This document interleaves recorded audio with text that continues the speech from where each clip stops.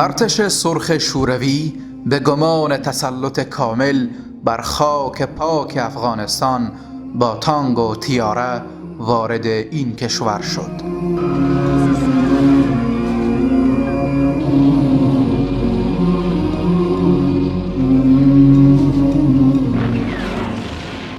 با ظلم و جنایت آغاز به قتل عام ملت مظلوم افغانستان نمود.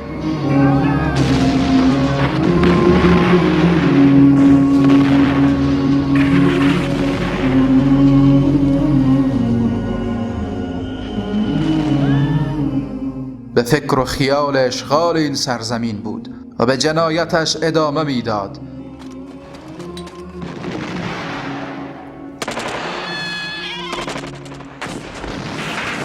تا اینکه با مقاومت شیرمردان افغانستان روبرو شد.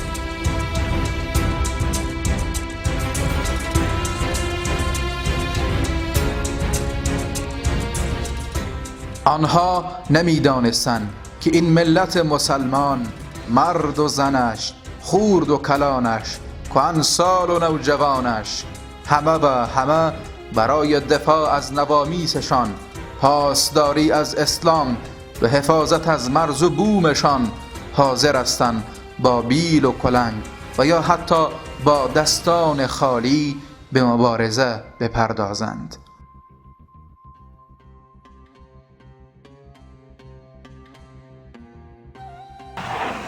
چې تر څو مې خپل مقام ترلاسه نشي ډلې ډلې به درځم ستا مورچلو ته که سر ته مې وهې پروا مې نشته خو وینې به تویېږي په دې پوه شه له هر څاڅکي مجاهد تر پیدا کېږي که سترګې رانه وباسې خوله را باندې ماته کړې موج د انقلاب مې په رګونو کې ورکېږي نو نعره تکبیر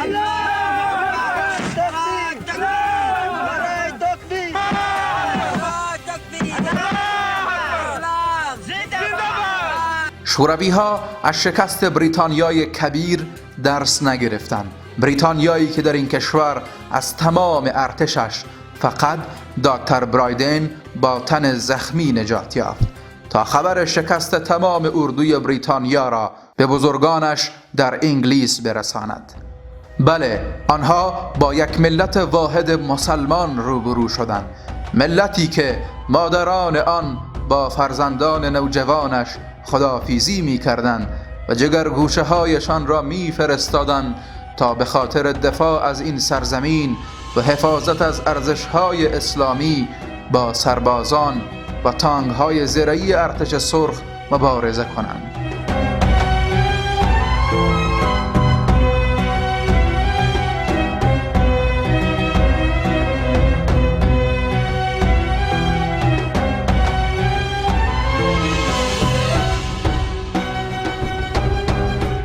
ارتش سرخ شوروی با غرور و غرش تمام به افغانستان آمدند، اما سرانجام با سر افکنده و روی سیاهی تمام خاک مقدس افغانستان را ترک کردند و به شکست ناپرجام خود اعتراف نمودند.